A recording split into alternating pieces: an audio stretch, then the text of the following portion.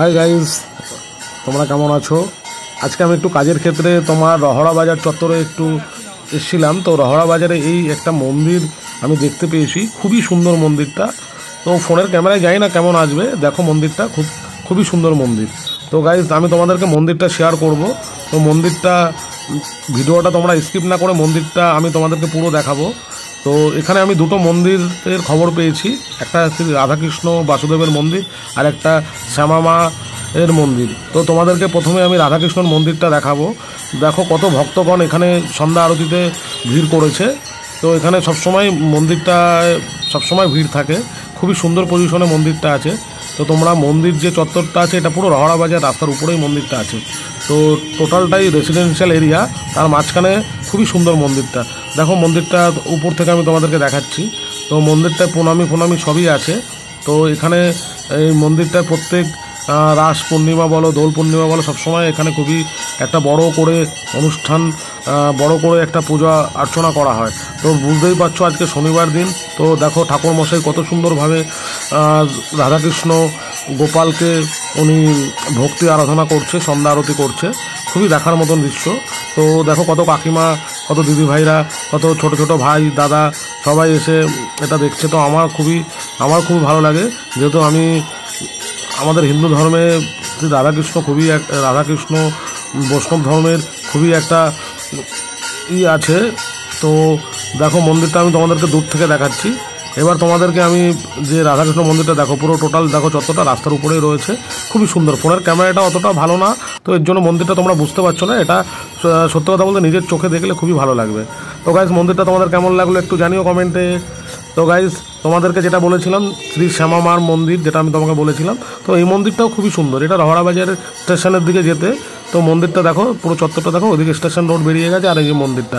তো এখানে দেখো আজকে শনিবার দিন, তো ঠাকুর মশাই কত সুন্দরভাবে দেখো আরাধনা করছে।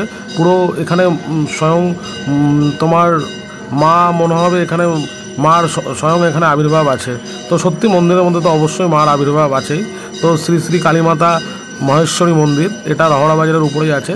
তো মন্দিরটার চত্বরটা দেখতে পাচ্ছ, একটু জনসংখ্যা আজকে কম আছে, তো কোনো ব্যাপার না। আমি তোমাদেরকে মন্দিরটা পুরো ভিতরটা শেয়ার করব। দেখতে পাচ্ছ কত সুন্দর দেখো সন্ধ্যা আরতি করছে। তো সন্ধ্যা আরতির মধ্যে একটা সত্যি কথা বলতে খুবই সুন্দর আমার শ্রী শ্যামা মার যে আরতি, যে সন্ধ্যা আরতি, এটা সত্যি বলছি খুবই একটা আমার খুবই মন থেকে আমার খুব ভালো লাগে। এখানে আমি যখনই আসি আমি তো ওই মন্দিরটা আমি দর্শন করি। দেখো ঠাকুর মশাই কত সুন্দর, উনি পঞ্চপ্রদীপ নিয়ে মার আরাধনা করছে। তো এদিকে আর এক কাকু আছে, উনি সবাইকে পঞ্চপ্রদীপের মায়ের আশীর্বাদের তুল্য যে প্রদীপ আছে সেটা সবাইকে উনি শেয়ার করছে। তো আমি তোমাদেরকে দেখাচ্ছি, দেখো কত সুন্দর। দেখো এখানে তুমি মায়ের যে একটা অপূরব সুন্দর একটা শ্যামা মার যে একটা সুন্দর যে আরতি, সেটা তোমাদেরকে আমি একটু তুলে ধরার চেষ্টা করলাম। তো বুঝতেই পারছি গাইজ, তোমাদের যদি এরকম মায়ের আরতি ভালো লাগে অবশ্যই তোমরা এই ভিডিওটা তোমরা শেয়ার করো, লাইক করো, তোমাদের ভালো লাগবে। যে অনেকে আছে মায়ের মন্দিরে গিয়ে মাকে দর্শন করতে পারে না, তাদের জন্য ভিডিওটা অবশ্যই করা। তো এখানে আসলে খুবই ভালো লাগবে, আশা করি তোমাদের এটা তোমরা এখানে ঘুরে যেতে পারো। এই মন্দিরটা খুবই সুন্দর মন্দির, খুবই সুন্দর একটা পরিবেশের মন্দির। তো গাইজ তো উনি আমাদের পঞ্চপ্রদীপ নিয়ে এসে, তো আমরা একটু মায়ের আশীর্বাদ নিলাম। তো তোমাদেরকে দূর থেকে আমি মন্দিরটা আরেকবার দেখাচ্ছি।